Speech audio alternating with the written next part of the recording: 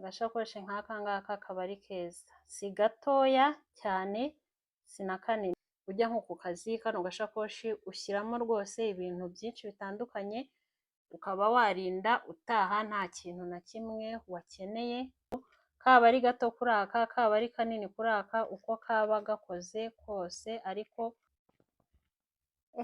hello friends and family, mumeze mute? Ndabasoje mwese aho muri muce zitandukanye, nizere yuko mumeze neza, nanjye rero meze neza, ndashima Imana. Ku bantu bashyashya hano kuri Rede TV Show, nge nitwa Rede, mbahaye ikaze. Niba nawe rero uri wa wundi uhora ugaruka, nongeye kuguha ikaze. Niba uri kureba by'umwihariko iyi video warakoze subscribe, ndagushimiye cyane mbikuye ku mutima.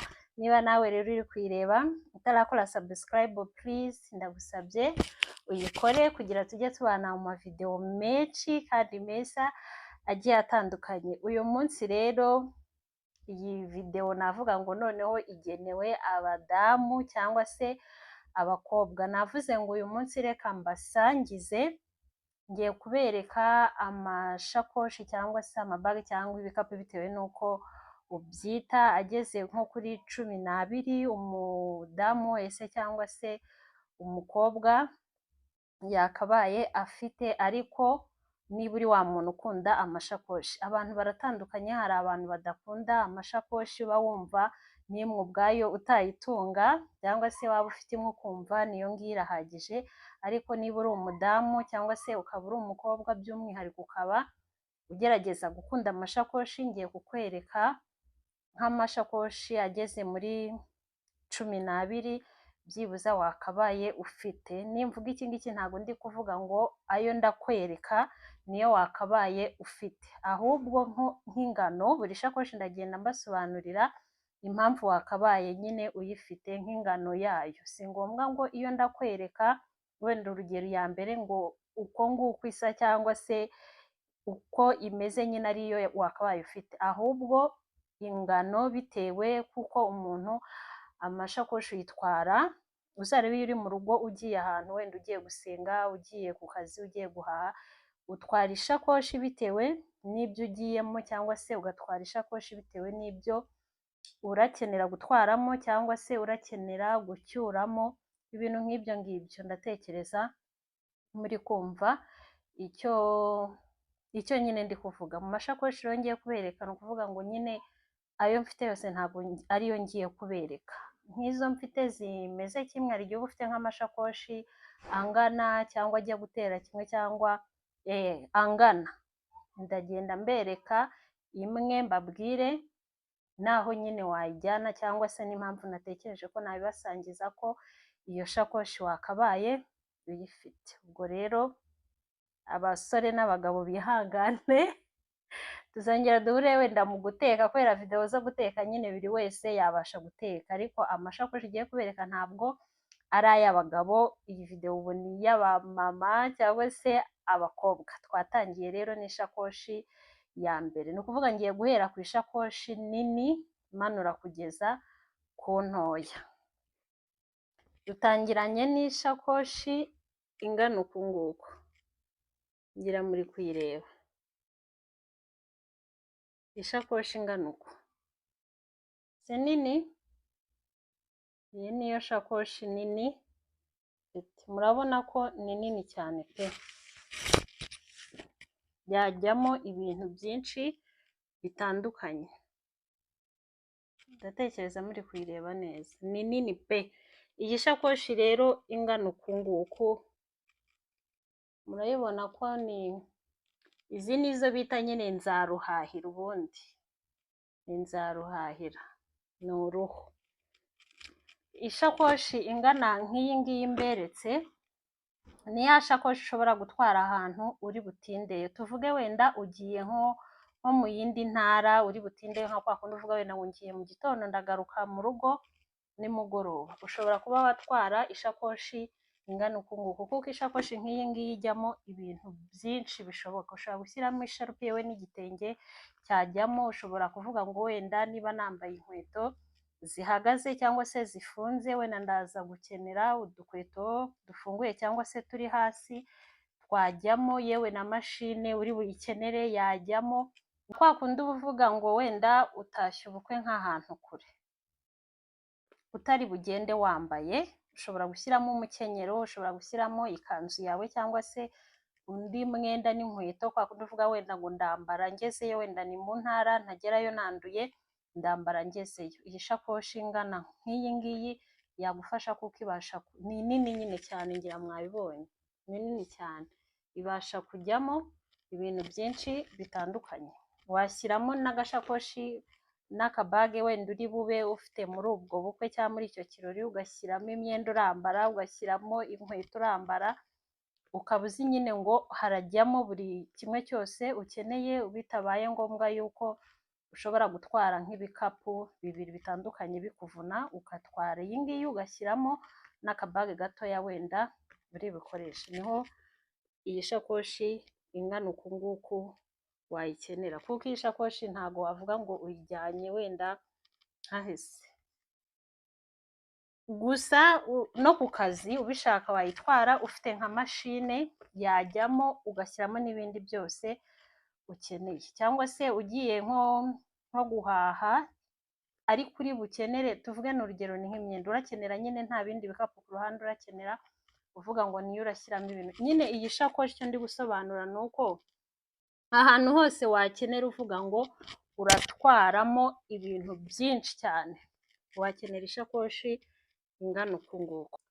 Ishakoshi ya kabiri ni iyi ngiyi, urabona ko ijya kungana nk'iriya mberetse, ariko iyi ngiyi ni ntoya,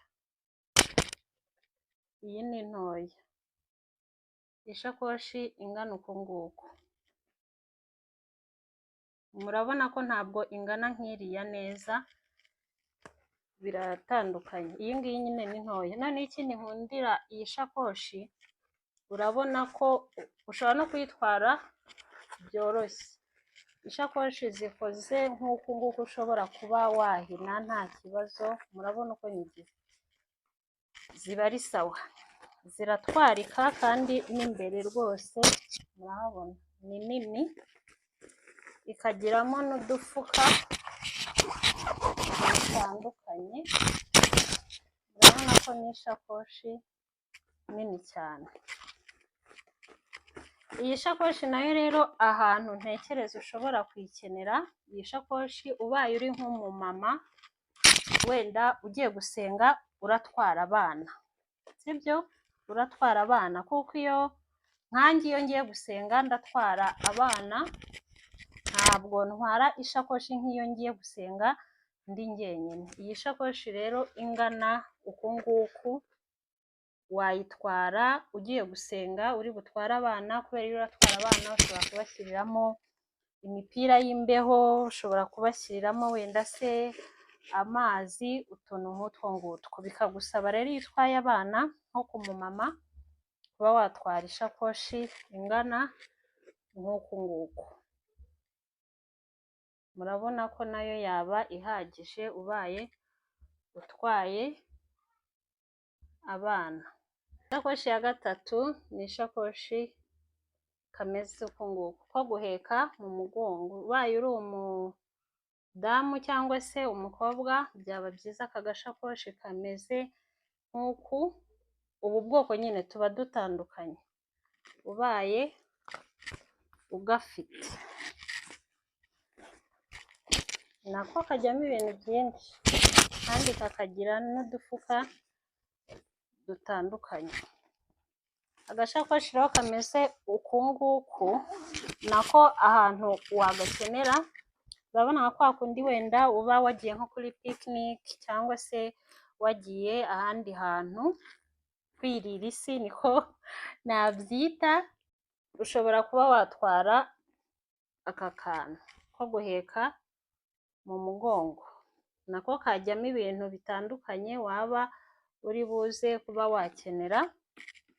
Ugiye nk'igisenyi ku mazi ushobora kwitwaza kano kabage kameze nk'uku nguku, nka kwa kundi wenda niba wambara nk'ikabutura wiyambariye ikabutura cyangwa se ipantaro, ushobora kuba watwara agashakoshi nk'aka ngaka. Ariko nkeka ko hari imyenda wenda itajyana na, wambaye nk'iribaya sinkeka ko wenda aka gashakoshi aka kabage byaba bijyanye, ariko nka kwa kundi wambaye ipantaro, wambaye kora cyangwa se wambaye igihugu cyangwa se wambaye nk'ikabutura ugiye muri picnic cyangwa se urasohotse ahandi hantu ntushaka ibintu uragenda ufashe mu ntoki cyangwa se utwaye ku rutugu, ushobora gutwara agashakoshi nk'aka ngaka ko guheka. Iyi ngiyi ubwo yari ishakoshi ya gatatu. Ishakoshi ya kane ni ishakoshi ingana uku nguku. Aka gashakoshi ndagakunda cyane kuko nyine gatwarika neza, ni uko nta bintu birimo harimo ubusa, ubundi kaba nyine iyo gatwaye kaba kagaragara neza. Ubu nta kintu na kimwe rero kirimo. Agashakoshi hariho utumeze uku nguku njya mbona abantu bafite twa made in Rwanda, murabona ko tujya kwitwara nyine nk'aka ngaka, nako murabona ko kararinganiye. Aka gashakoshi nako rero ahantu ushobora kuba wagatwara, aka gashakoshi ushobora kuba wagatwara ugiye guhaha, ushobora kuba wagatwara wigiriye mu kazi, nkanjye ku kazi aka gashakoshi niko nyine nkunze gutwara kuko nyine karoroshye, ikindi nako kajya kumera nk'iyi ngiyi uko nayiberetse, nako urabona ko rwose ushobora kuba wanagahina ukagashyira no mu yindi shakoshi nta kibazo kagize. Ndabona ko ibyo waba ufite byose waba ukeneye gutwara bidakabije cyane, kuko buriya ishakoshi nayo ntabwo ari byiza ngo ishakoshi iyo ari yo yose uyitsindagire nyine uyitware nk'aho yabaye agafuka kabyimbye, uba ubona itakigaragara neza. Ushyiramo nyine ibintu, iyo ugiye ubundi ahantu ureba ishakoshi utwara bitewe n'ibintu uri kubona ugiye kujyana. Rero niyo mpamvu agashakoshi kangana nk'uku nguku cyangwa se kajya kugira ubu bwoko, nabwiye ko hariho n'utu made in Rwanda bajya bakora njya mbona abantu bafite. Agashakoshi rero kangana nk'aka ngaka kaba ari keza kugatunga ubaye uri umukobwa cyangwa se ubaye uri umudamu, karatwarika nyine, karoroshye, karatwarika. Urebye ngewe aka gashakoshi ni nako nkunze kugendana inshuro nyinshi cyane, nyine urumva nko ku kazi ni aka gashakoshi nkunze rero kugendana. Ubaye ujya nko ku kazi, kano gashakoshi ushyiramo rwose ibintu byinshi bitandukanye, ukaba warinda utaha nta kintu na kimwe wakeneye ngo ube wakibura. Ishakoshi ya gatanu ni agashakoshi kangana nk'aka ngaka. Aka gashakoshi nako ushobora kuba wagatwara gusenga, wagatwara ku kazi, aho ariho hose, ariko cyane cyane utari buze nko gukenera nyine ibintu byinshi cyane uri butware. Muratwara nka mashini, uratwara n'aka, byasaba kuba watwara nk'ikindi gikapu kirimo mashini, ariko ukeneye ibintu bisanzwe umudamu cyangwa umukobwa yitwaza, aka gashakoshi nako kangana uku nguku kagufasha. Ikindi kano gashakoshi nka kwa kundi wenda uba wiyambariye nk'iribaya cyangwa se wambaye nk'ikanzu cyangwa se ijipo, byajyana n'aka gashakoshi. Ushobora kuba washyiraho kano gashakoshi wiyambariye iyo myenda nyine nari mvuze. Icyiza cyako urabona gafite umushumi muremure uvaho, ushaka uwukuraho ugasigarana uku nguku. Aka gashakoshi rero nako ubaye uri umumama cyangwa se uri umukobwa, agashakoshi kangana nk'uku nguku. Ntabwo ndi kuvuga ngo kameze nk'aka ngaka, aka ngaka mfite wenda ushobora kuba utagakunda, icyo ndi kugenda mbabwira amashakoshi yose nyine kangana cyangwa se kajya gutera nk'uku nguku. Si ngombwa ngo ibe imeze nk'uku nguku kuko amashakoshi yo ni menshi, ahubwo agashakoshi nyine kangana cyangwa se. Iyindi shakoshi rero tugiyeho ni aka gashakoshi. Agashakoshi gateye nk'uku nguku, ibara kaba gafite ariko gateye cyangwa se kangana nk'aka ngaka.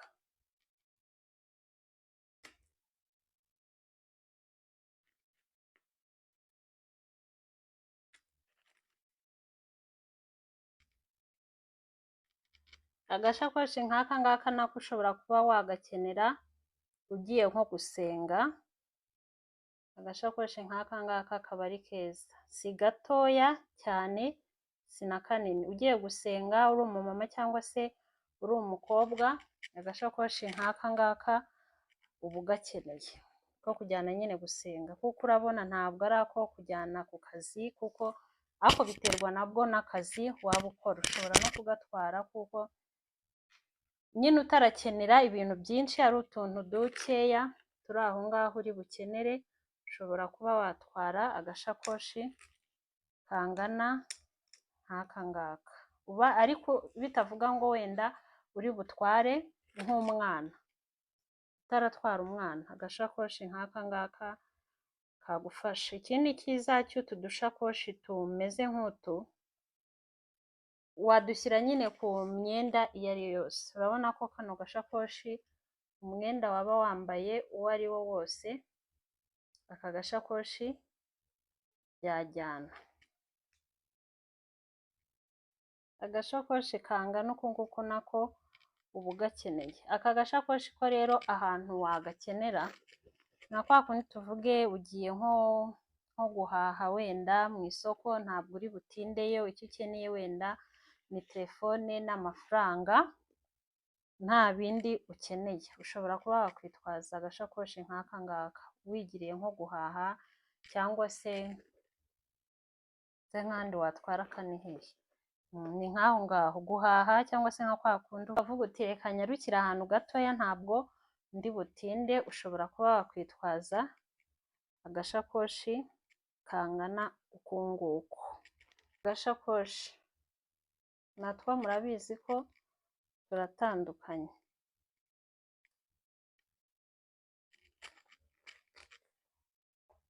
Harimo utuntu twanjye. Agashakoshi kameze uku.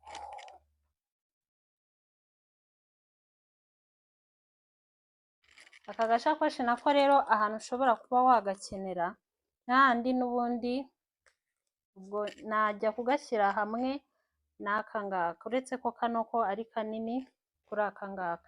Aka nako ni cya gihe uvuga ngo wenda ni telefone n'amafaranga gusa.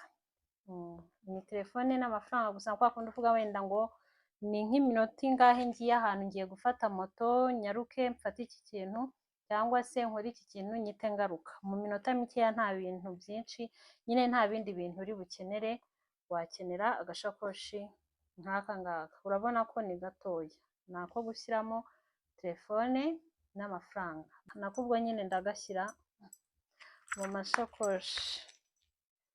Aka ngaka ukeneye iyi kofi y'abagore, ukeneye iyi wallet, aka ngaka kajyamo nyine utuntu twose, waba ari ikarita ukeneye, yaba ari irangamuntu, amafaranga, utwo ngutwo. Aka gashakoshi nako niba uri umugore cyangwa se umukobwa, aka gashakoshi uragakeneye. Ino portemani urayikeneye, ariko ntabwo ukagendana noneho ari konyine, keretse ari nko kuvuga wenda ngo ni nk'umuntu uje kugusura ugiye kumwishyurira moto, niho ushobora kugatwara. Ariko ubundi aka ngaka ugatwara nyine ufite indi bage, ufite iyindi bage utwaye, nibwo ushobora kuvuga ngo urakitwaje.